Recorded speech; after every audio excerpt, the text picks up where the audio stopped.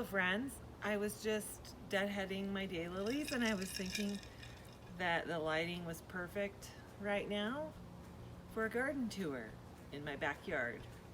So let's get started. Okay, so we'll start in probably the least pretty corner. I have this weeping beech that was here when I moved in, and daylilies.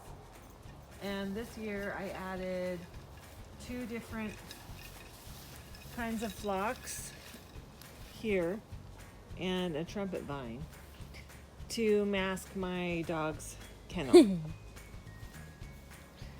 And here I have 9 barks alternating between Brandywine and I can't remember the name of this one.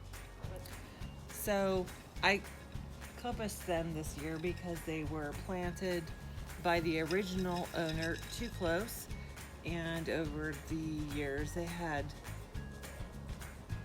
been trimmed as a hedge and were becoming sickly because of it.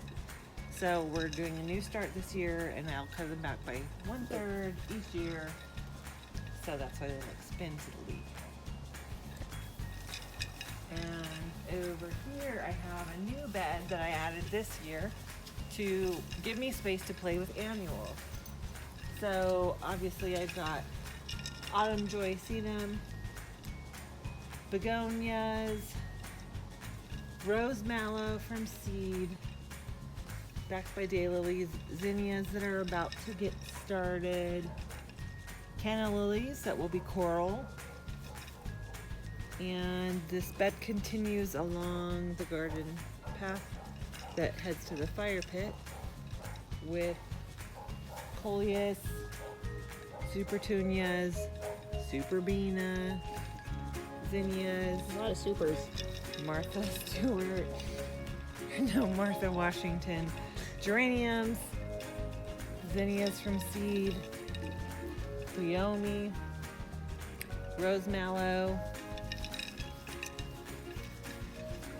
If you look deep within there, you can see that there's a little artichoke getting started.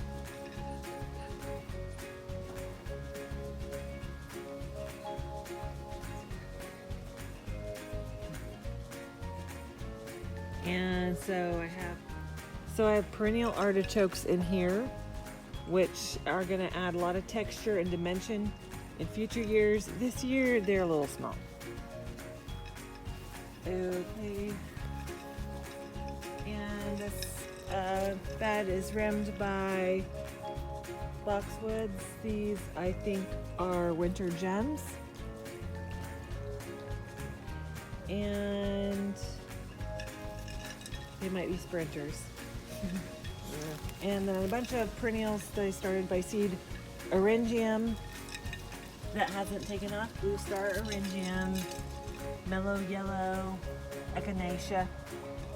But what looks really nice right now is the rose mallow. And another little artichoke that I started from seed this year.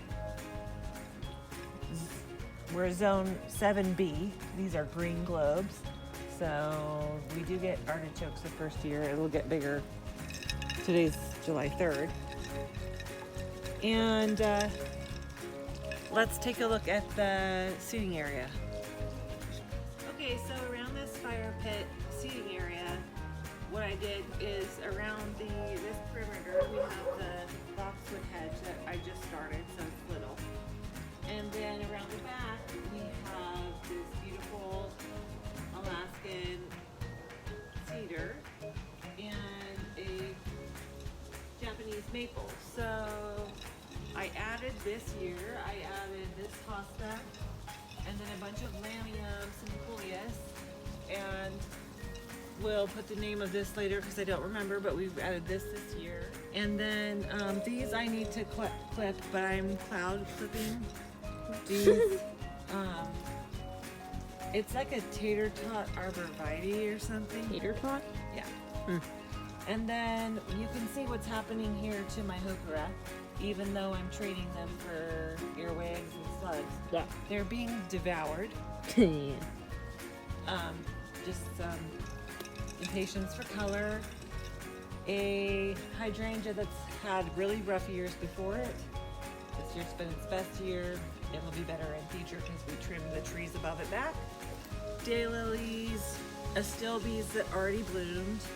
This is a elephant ear that I just planted the bulb in this pot with these tuberous begonias. And then we have, I love these hostas. I don't know the name, but they're big and kind of, so these daylilies will probably have to be moved because even though I was able to cut back the ash trees above us to help the hydrangeas get more light, it's too dark for these daylilies, but they are still giving something. And then we have hostas, heucheras, this geranium, this rhododendron is beautiful when it is blooming, and it's really great to be able to grow a rhododendron in a 7B in the desert because it's kind of crazy that thing that I could grow in here with, you know, 6 to 10 inches of rain. And more daylilies, and then here's another one of these sad little hydrangeas that is so much better than it's been in the past, and that's just because it's getting more light because it's very dark back here. And then now let's go take a look at the side of the backyard on the other side of the seating area.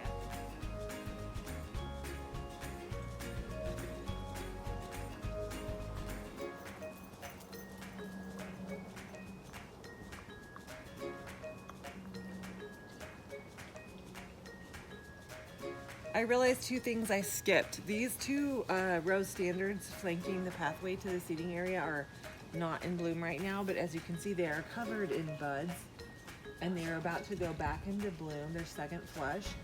These are Twilight Zone, and they are, well, you can't really tell because this one's not doing anything right now, but they are a dark magenta and they smell so amazing. They heat up and they just fragrance the whole backyard, and I love them. Also, we were cleaning and this is the yard waste garbage. That's some nice waste. Also, we take a second to realize we're feeding squirrels and we have a dog who hates them. Alright.